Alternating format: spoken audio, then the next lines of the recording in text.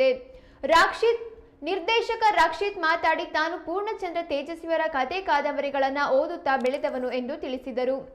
ತೇಜಸ್ವಿ ಅವರು ಕಥೆಯನ್ನ ಹೆಣೆಯುವ ರೀತಿ ನನಗೆ ಬಹಳ ಇಷ್ಟ. ನಮ್ಮ ಸುತ್ತಮುತ್ತ ನಡೆಯುವ ಕಥೆಯನ್ನ ಬರಹದ ಮೂಲಕ ಅಥವಾ ಚಿತ್ರದ ಮೂಲಕ ಜನರಿಗೆ ತಲುಪಿಸಿದಾಗ ಅದು ಹೆಚ್ಚು ಜನರನ್ನ ತಲುಪುತ್ತದೆ. ನಾನು ಜಂಗಲ್ ಮಂಗಲ್ ಚಿತ್ರವನ್ನ ಇದೇ ರೀತಿ ತಯಾರಿಸಿದ್ದೇನೆ ಎಂದು ಹೇಳಿದರು.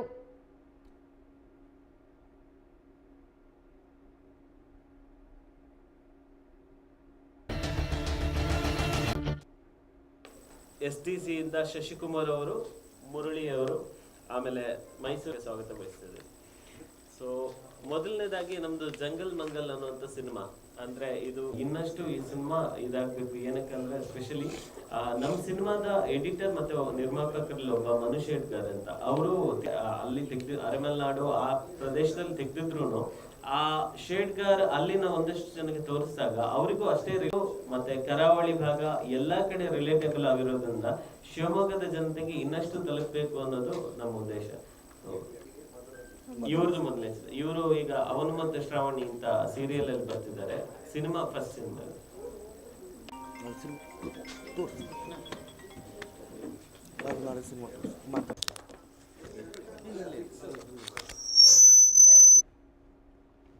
ಚಿತ್ರದ ನಾಯಕಿ ಹರ್ಷಿತಾ ರಾಮಚಂದ್ರ ಮಾತನಾಡಿ, ತಾವು ಈ ಚಿತ್ರದಲ್ಲಿ ದಿವ್ಯಾ ಎಂಬ ಅಂಗನವಾಡಿ ಶಿಕ್ಷಕಿಯ ಪಾತ್ರವನ್ನ ನಿರ್ವಹಿಸಿರುವುದಾಗಿ ತಿಳಿಸಿದರು.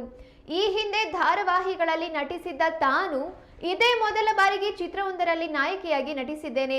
ನಮ್ಮ ಚಿತ್ರ ಇದೀಗ 2ನೇ ವಾರಕ್ಕೆ ಕಾಲಿಟ್ಟಿದ್ದು, ಇಂತಹ ಉತ್ತಮ ಚಿತ್ರಗಳು ಇನ್ನೂ ಹೆಚ್ಚಿನ ಜನರನ್ನ ತಲುಪಬೇಕು ಎಂಬುದು ನಮ್ಮ ಆಶಯ ಎಂದರು. ಉಗ್ರ ಮಂಜು ಮಾತಾಡಿ, ಬೇರೆ ಭಾಷೆಯ ಚಿತ್ರಗಳು ಇಲ್ಲಿ ಬಿಡುಗಡೆಯಾದಾಗ ನಮ್ಮಲ್ಲಿ ಏಕೆ ಇಂತಹ ಚಿತ್ರಗಳು ಬಿಡುಗಡೆಯಾಗುತ್ತಿಲ್ಲ ಎಂಬ ಪ್ರಶ್ನೆಗಳು, ಮಾತುಗಳು ಪ್ರೇಕ್ಷಕರಲ್ಲಿ ಕೇಳಿ ಬರುತ್ತಿದ್ದವು. ಆದರೆ ನಮ್ಮ ಕನ್ನಡದಲ್ಲಿಯೂ ಸಹ ಅಂತಹ ಹಲವಾರು ಚಿತ್ರಗಳು ಬಿಡುಗಡೆಯಾಗಿವೆ. ಅದರಲ್ಲಿ ನಮ್ಮ ಜಂಗಲ್ ಮಂಗಲ್ ಚಿತ್ರವು ಒಂದು. ಪರಿಸರವನ್ನ ಹಿನ್ನೆಲೆಯಾಗಿಟ್ಟುಕೊಂಡು ನಿರ್ದೇಶಕರು ಹೊಸ ರೀತಿಯ ಕಥೆಯನ್ನ ಹೆಣೆದಿದ್ದಾರೆ. ನಾವು ಈ ಸಿನಿಮಾದಲ್ಲಿ ಬಾಬು ಎಂಬ ನೆಗೆಟಿವ್ ಪಾತ್ರ ಮಾಡಿದ್ದು, ಈ ಸಿನಿಮಾ ನಿಜ ಜೀವನದಲ್ಲಿ ನಡೆಯುತ್ತಿರುವ ಕಥೆಗಳಿಗೆ ಬಹಳ ಹತ್ತಿರವಾಗಿದೆ ಎಂದು ಅವರು ಹೇಳಿದರು. ಈ ಸಿನಿಮಾ ಆಕ್ಚುಲಿ ಒಂದೂವರೆ ಗಂಟೆ ಅಷ್ಟೇ ಸಿನಿಮಾ ಇರೋದು. ಓಕೆನಾ? ಈ 1.5 ಗಂಟೆ ನಂಗೆ ಏನು ಉದ್ದೇಶ ಇತ್ತು ಅಂದ್ರೆ, ಈ ಸಿನಿಮಾದಲ್ಲಿ ಒಂದು ಹಾಡಿಲ್ಲ. ಸೊ ಅದು ಹಾಡಿ ಏನಕ್ಕಿಲ್ಲ ಅಂದ್ರೆ, ಈ ಸಿನಿಮಾದಲ್ಲಿ ನನ್ಗೆ ಪ್ರೇಕ್ಷಕರಿಗೆ ಈ 1.5 ಗಂಟೆ ಏನಿದೆ, ಅವರು ಆ ಊರಲ್ಲಿ ಇದ್ದಾರೆ ಅನ್ನುವಂತ ಒಂದು ಅನುಭವ ತರಿಸ್ಬೇಕು. ಅಂದ್ರೆ ಏನು ಒಂದು ಪಶ್ಚಿಮ ಘಟ್ಟದ ಒಂದು ಕಾಲ್ಪನಿಕ ಜಾಗದಲ್ಲಿ ಈ ಕತೆ ನಡೆಯುತ್ತೆ. ಸೊ ನನಗೇನಾಗ್ಬೇಕಿತ್ತು ಅಂದ್ರೆ, ಒಬ್ಬ ನೋಡುವಂತ ಪ್ರೇಕ್ಷಕ ತಾನು ಅಲ್ಲಿ ಒಂದು ಪಾತ್ರ ಆಗಿ ಆ ಊರಲ್ಲಿ ಇರುವಂತ ಒಂದು ಅನುಭವ ಕೊಡ್ಬೇಕಿತ್ತು. ಹಾಗಾಗಿ ಈ ಸಿನಿಮಾದಲ್ಲಿ ನಾನು ಒಂದು ಹಾಡಿಟ್ಟಿಲ್ಲ. ಪೂರ್ತಿ 1.5 ಗಂಟೆ ಏನಿದೆ ಅದು ಆ ಇಡೀ ಕಥೆಯಲ್ಲೇ ನಿಮ್ಮನ್ನು ಕೂರಿಸ್ತಾ ಹೋಗುತ್ತೆ. ಬಟ್ ಹಾಗಂತ ಇದ್ರಲ್ಲಿ ಇಬ್ರು ಸಂಗೀತ ನಿರ್ದೇಶಕರಿದ್ದಾರೆ. ಅಂದ್ರೆ ಒಂದಷ್ಟು ಒಳ್ಳೆಯ BGMs ಇದೆ. ಸೊ ಅದು ನಿಮ್ಮನ್ನ ಕಥೆಗೆ ಇನ್ನಷ್ಟು ಹುಕ್ ಮಾಡುತ್ತಾ ಹೋಗುತ್ತೆ. ಸೊ ಒಬ್ರು ಪ್ರಸಾದ್ ಕೆ ಶೆಟ್ಟಿ ಅಂತ, ಇನ್ನೊಬ್ರು ಪೂರ್ಣಚಂದ್ರ ತೇಜಸ್ವಿ ಅಂತ, ಅವರು ತುಂಬಾ ಒಳ್ಳೆಯ ಹಿನ್ನೆಲೆ ಸಂಗೀತ ನೀಡಿದ್ದಾರೆ. ಸೊ ಅದು ಕಥೆಯನ್ನ ನಿಮ್ಗೆ ದಾಟಿಸುವಲ್ಲಿ ಇನ್ನಷ್ಟು ಹೆಲ್ಪ್ ಮಾಡುತ್ತೆ. ಆಮೇಲೆ ವಿಷ್ಣು ಪ್ರಸಾದ್ ಪಿ ಅಂತ, ಅವರು ಇದರ ಛಾಯಾಗ್ರಾಹಕರು. ಅವರು ನಮ್ಮ ಪಶ್ಚಿಮ ಘಟ್ಟದ ಕಾಡಿನ ಸೌಂದರ್ಯವನ್ನ ಇನ್ನಷ್ಟು ಹೆಚ್ಚಿಸಿ ನಿಮ್ಗೆ ತೋರಿಸಿದ್ದಾರೆ. ಸೊ ಹಾಗೂ ಇನ್ನೊಂದು ವಿಷಯ ನಾನು ಹೇಳಲೇಬೇಕು. ಸೊ ಈ ನಮ್ ಸಿನಿಮಾ ಆದ್ಮೇಲೆ ನಮ್ಗೆ ಅಂದ್ರೆ ನಮ್ದು ರಿಲೇಟಿವ್ಲಿ ಹೊಸ ತಂಡ, ಅಂದ್ರೆ ಇಲ್ಲಿ ತನಕ ಈ ತರ ಪ್ರಯತ್ನ ನಾವು ಮಾಡಿರ್ಲಿಲ್ಲ. ಆ ಟೈಮಲ್ಲಿ ರಿಲೀಸ್ ಮಾಡುವಾಗ ಹೇಗಪ್ಪ ಏನು ಅಂತ ನಮ್ಗೊಂದು ಪ್ರಶ್ನೆ ಇತ್ತು. ಆ ಟೈಮಲ್ಲಿ ನಮ್ಮ ಕನ್ನಡ ಚಿತ್ರರಂಗದ ಹೆಸರಾಂತ ನಿರ್ದೇಶಕ ಸಿಂಪಲ್ ಸುನಿ ಅವರು ಈ ಸಿನಿಮಾ ನೋಡಿ ತುಂಬಾ ಇಷ್ಟ ಆಗಿ, ಸೊ ಅವ್ರ ಬ್ಯಾನರ್ ಇಂದ ಸುನಿ ಸಿನಿಮಾಸ್ ಇಂದ ಈ ಸಿನಿಮಾನ ಪ್ರೆಸೆಂಟ್ ಮಾಡ್ತಾ ಇದ್ದಾರೆ. ಆಮೇಲೆ ಭಾರತ್ ಸಿನಿಮಾದಲ್ಲಿ ಇವತ್ತಿಗೂ ಒಂದು ಹೌಸ್ಫುಲ್ ಶೋಸ್ ಆಗ್ತಾನೆ ಇದೆ. ಶಿವಮೊಗ್ಗದಲ್ಲಿ ಇವತ್ತು ಹೌಸ್ಫುಲ್ ಶೋ ಇದೆ. ಇದಕ್ಕೆ ಮುಂದೆನೂ ಒಳ್ಳೆ ಪ್ರತಿಕ್ರಿಯೆ ವ್ಯಕ್ತಪಡಿಸಿದ್ದಾರೆ. ಅಂದರೆ ಪ್ರತಿಯೊಂದು ಕಡೆ ಮಂಗಳೂರು ಇರ್ಬೋದು, ಮತ್ತು ಪುತ್ತೂರು ಇರ್ಬೋದು, ಕುಂದಾಪುರ ಇರ್ಬೋದು, ಹಾಗೆ ನಮ್ಮ ಕೋಲಾರ ಡಿಸ್ಟಿಕಲ್ಲಿ ನನ್ನ ಹುಟ್ಟು ಬೆಳೆದಿರ್ತಕ್ಕಂಥ ಮಾಲೂರಲ್ಲಿ ಇರ್ಬೋದು, ಒಂದು ವಾರದಿಂದ ಅಲ್ಲಿನೂ ಯಶಸ್ವಿ ಪ್ರದರ್ಶನ ಕಾಣ್ತಿವೆ. ಅದಾಗಿ ಬೆಂಗಳೂರಲ್ಲಿ ಒಂದಷ್ಟು ಮಲ್ಟಿಪ್ಲೆಕ್ಸ್ ಥಿಯೇಟ್ರಲ್ಲಿ ಇರ್ಬೋದು, ಸಿಂಗಲ್ ಸ್ಕ್ರೀನ್ಸಲ್ಲಿ.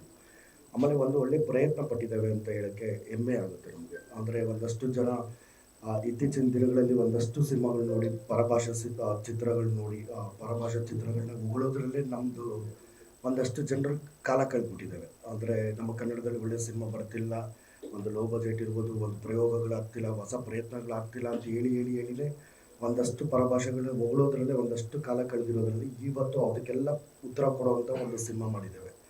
ಹೆಮ್ಮೆಯಿಂದ ಹೇಳ್ಕೊತೇವೆ.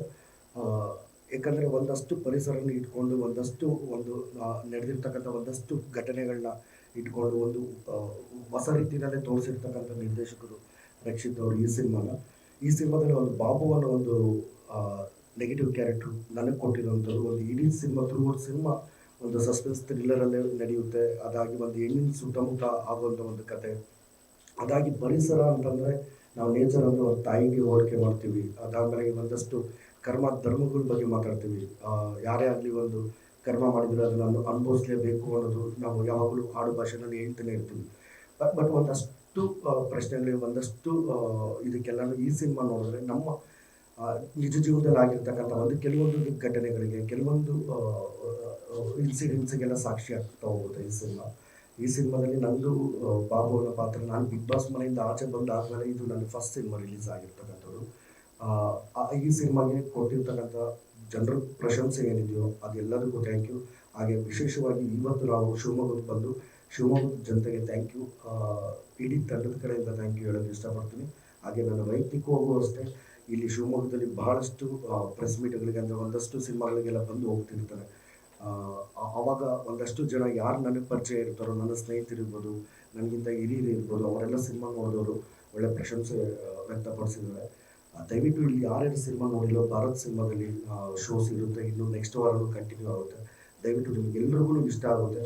ಈ ಥರ ಹೊಸ ತಂಡ ಅಂದರೆ ನಾನು ಆ್ಯಕ್ಟ್ ಮಾಡ್ಬೋದು, ಒಬ್ಬ ಕಲಾವಿದನಾಗಿ ಬರ್ಬೋದು, ಎಷ್ಟು ದಿನ ಡೇಟ್ ಇದೆಯೋ ಅಷ್ಟು ದಿನ ನಾನು ಕೆಲಸ ಮಾಡ್ಬೋದು. ಅದರಲ್ಲಿ ಏನೋ ಒಂದಷ್ಟು ಚೌಕಾಸಿ ಮಾಡಿಕೊಂಡು ಹೊಸ ತಂಡ ಅಂತೇಳಿ ಒಂದಷ್ಟು ಪೇಮೆಂಟ್ ಕಡಿಮೆ ಮಾಡ್ಕೊಂಡು ನಾನು ಹೋಗ್ಬೋದು. ಒಂದಷ್ಟು ವರ್ಷಗಳಿಂದ ಒಂದಷ್ಟು ಕನಸುಗಳನ್ನ ಕಂಡುಕೊಂಡಿರ್ತಾರೆ ನಿರ್ದೇಶಕರು. ಹಾಗೆ ಈ ಸಿನಿಮಾದ ಎಡಿಟರ್ ಇರ್ಬೋದು, ಈ ಸಿನಿಮಾದ ಯಶ್ ಶೆಟ್ಟಿ ಅವರು ಮಾವ ಮೈ ಹುಷಾರಿಲ್ಲ ಪಾಪ, ಅವರು ಬರಲಿಕ್ಕಾಗಲಿಲ್ಲ ಈ ಒಂದು ಕಾರ್ಯಕ್ರಮಕ್ಕೆ. ಹಾಗೆ ಇವರೆಲ್ಲ ಒಂದು ತಂಡ ಕಟ್ಕೊಂಡು ಒಂದು 5-6 ಜನ ತಂಡ ಕಟ್ಕೊಂಡು ಅವ್ರ ಸುಖಗಳನ್ನೆಲ್ಲ ಬಿಟ್ಟು ಒಂದಷ್ಟು ಜನ ಅವರು ಒಂದಷ್ಟು ಕಡೆ ಎಲ್ಲ ದುಡ್ಡೆಲ್ಲ ತೊಗೊಂಬಂದು ಸಿನಿಮಾ ಮಾಡಬೇಕು, ಸಿನಿಮಾನೇ ನಮ್ಮ ಜೀವನ ಅಂತ ಕಟ್ಕೊಂಡು ಒಂದು ತಂಡ ಕಟ್ಕೊಂಡು ಮಾಡಿರ್ತಕ್ಕಂಥ ಸಿನಿಮಾ ಇದು. ಅವ್ರು ಕಷ್ಟಪಟ್ಟು ಏನೂ ಮಾಡಲಿಲ್ಲ ಸಿನಿಮಾ, ಅಂದರೆ ತುಂಬ ಇಷ್ಟಪಟ್ಟು ಸಿನಿಮಾ ಮಾಡಿದ್ದು. ಹಾಗಾಗಿ ಎಲ್ರಿಗೂ ಇಷ್ಟ ಆಗೇ ಆಗೋದು ಈ ಸಿನಿಮಾ ಅಂತ ಹೇಳೋಕ್ಕೆ ಇಷ್ಟಪಡ್ತೀನಿ. Thank you so much. ಈ ಚಿತ್ರದಲ್ಲಿ ನಾನು ದಿವ್ಯಾ ಅನ್ನುವಂಥ ಪ್ರಮುಖ ಪಾತ್ರವನ್ನು ನಿರ್ವಹಿಸಿದ್ದೀನಿ. ದಿವ್ಯಾ ಒಂದು ಅಂಗನವಾಡಿ ಟೀಚರ್, ಆಮೇಲೆ ಒಂದು ಜವಾಬ್ದಾರಿ ಇರುವಂಥ ಹೆಣ್ಮಗಳು. ಈ ಥರ ಬಾಯ್ ಫ್ರೆಂಡ್ ಕಥೆ ಅಂತ ಹೋಗಿ ಮಾತಾಡೋಕ್ಕೆ ಅಂತ ಹೋಗ್ತೀವಿ, ಅದು ಹೆಂಗಾಗುತ್ತೆ, ಅದರಿಂದ ಹೇಗೆ ಹೊರಗಡೆ ಬರ್ತೀವಿ ಅನ್ನೋದು ನೀವು ಸಿನಿಮಾದಲ್ಲೇ ನೋಡಬೇಕು. ಸೊ ಸೆಕೆಂಡ್ ವೀಕಿಗೆ ನಾವು ಕಾಲಿಟ್ಟಿದ್ದೀವಿ. ಆ್ಯಂಡ್ ಶಿವಮೊಗ್ಗದಲ್ಲಿ ನಾವು ಸರ್ ಪಿ ಆರ್ ಸರ್ ಅದು ವಿಡಿಯೋಸ್ ಎಲ್ಲ ಹಾಕ್ತಿರ್ತಾರೆ, ನಾವು ನೋಡ್ತಾ ಇದ್ವಿ. ಆ್ಯಂಡ್ ನನ್ನೊಂದಿಷ್ಟು ಫ್ರೆಂಡ್ಸ್ ರಿಲೇಟಿವ್ಸ್ ಇಲ್ಲಿದ್ದಾರೆ. ಸೊ ಅವರೆಲ್ಲರೂ ಕಾಲ್ ಮಾಡಿ ಮೂವಿ ನೋಡಿದ್ವಿ, ತುಂಬ ಚೆನ್ನಾಗಿದೆ ಅಂತೆಲ್ಲ ಸಪೋರ್ಟ್ ಮಾಡಿದ್ದಾರೆ.